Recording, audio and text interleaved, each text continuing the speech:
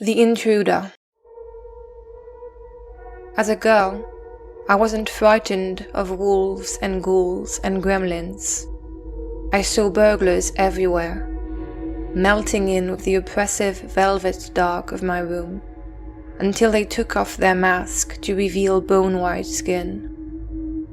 There were intruders come not for the TV or my mother's jewels, but for me, always for me in myopic childhood. I would find them in my dreams, moon-faced and wide-eyed, staring from behind the bookshelves, or awaiting, crammed crookedly into impossible spaces, ready to spring out of closets and cabinets like the night-clad devils they were. My father would tour the whole house with me before bedtime, pointing to every nook and corner deceitfully empty in his presence.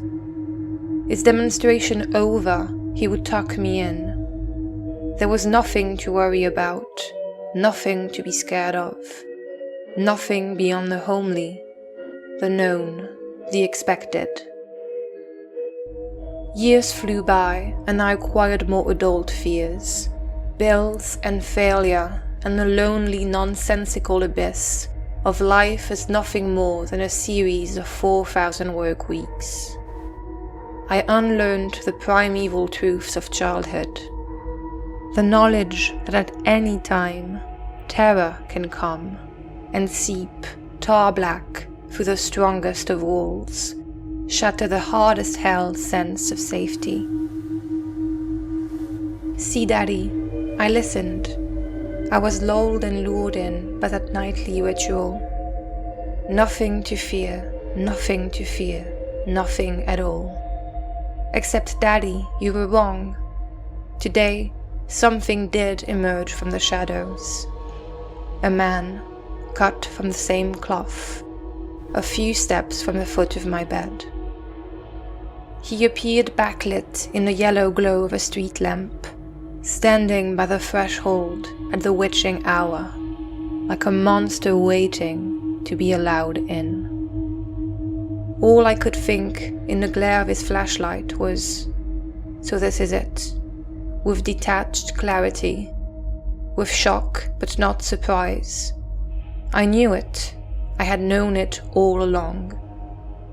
The dread did not truly sink in until the next morning, when the clear, unchanged light of day dragged the image all the way out of its half-dreamt state. The door had been opened. The stranger had been here, not as a spectre or a vision, not as a nightmare from which I could scream myself free. He had been here, and he had gone, almost politely, as soon as I asked him to, walking backwards the way hunters do in snow. I don't know what woke me. He was so terribly silent.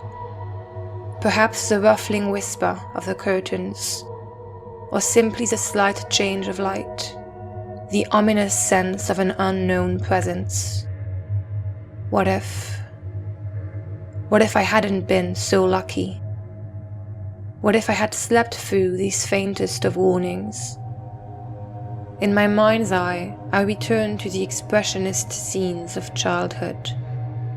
The man, twice as tall and leaning at a disjointed angle, bent horribly above me, his unblinking eyes drinking in the oblivious crescent shape under the covers, the peaceful, naively unalarmed face, the unseeing eyes, the closed mouth that cannot speak the magic words to banish it. What if this twitch of disquiet hadn't alerted me? What if I was someone who rests easy and deep?